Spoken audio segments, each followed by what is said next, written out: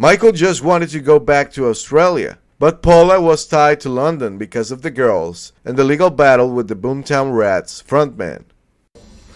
Have you, as very public persons, experienced sort of a rough treatment from the press as well? Is that a loaded question? What? Is this guy funny? Yes, I've received extremely rough treatment from the press. And loved every minute of it. Yeah. Fuck them. Yeah, I'll leave you guys to talk about this one, okay? Well, you know, look at the view. yeah, I have recently, as you probably know,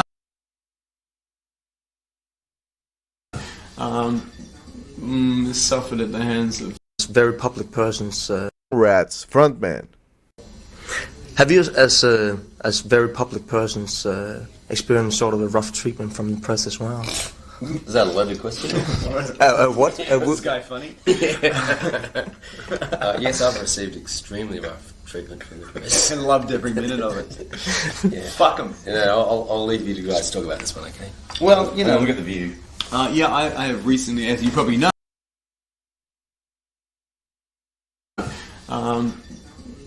suffered at the hands of editorial zest from the tabloids. You know, they get an agenda and they think they, you know, they are sort of power mad, you know. They've taken place of justice. They forget who the star is. Yeah. No, they don't want anyone to be stronger than them, you know. That's right. That's the problem, I think. They, it's... Forget about me. I mean, you know, they mess with me. They mess with everyone. They mess with. No one's left alone.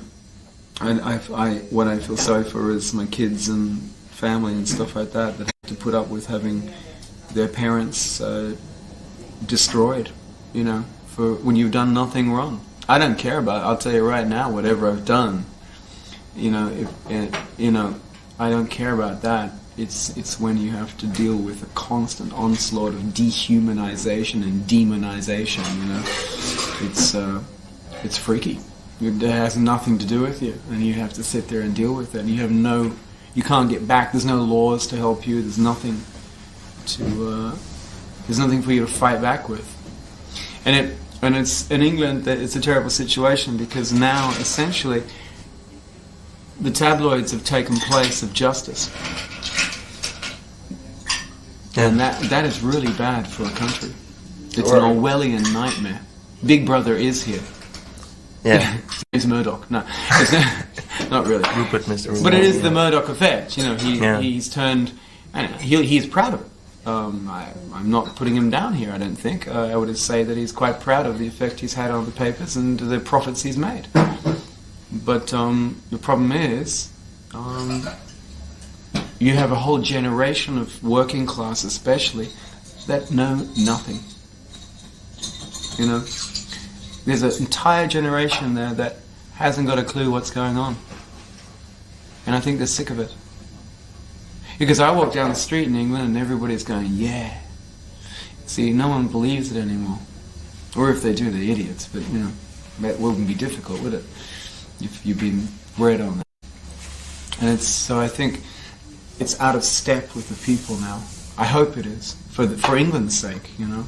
You think they've sort of reached the limit for how dehumanized they can be as press? I think they have. I hope they have. Because if they haven't, it's not the celebrity that's next, it's the people on the street.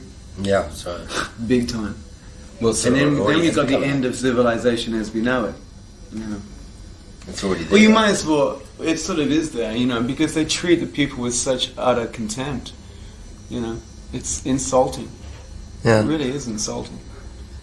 And you've been treated with utter contempt as well in the press. Yeah, I've done nothing wrong. We've done nothing wrong. You know. You've been a star.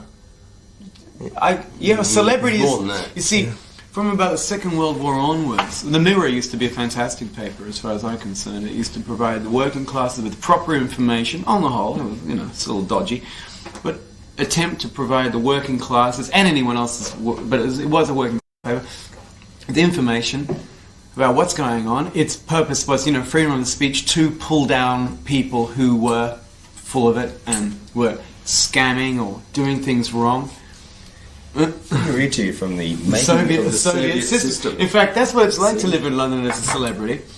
It's like living in the Soviet system. There's bugs in your telephones. There's guys outside with telephoto lens and trench coats and cars, watching you all day long.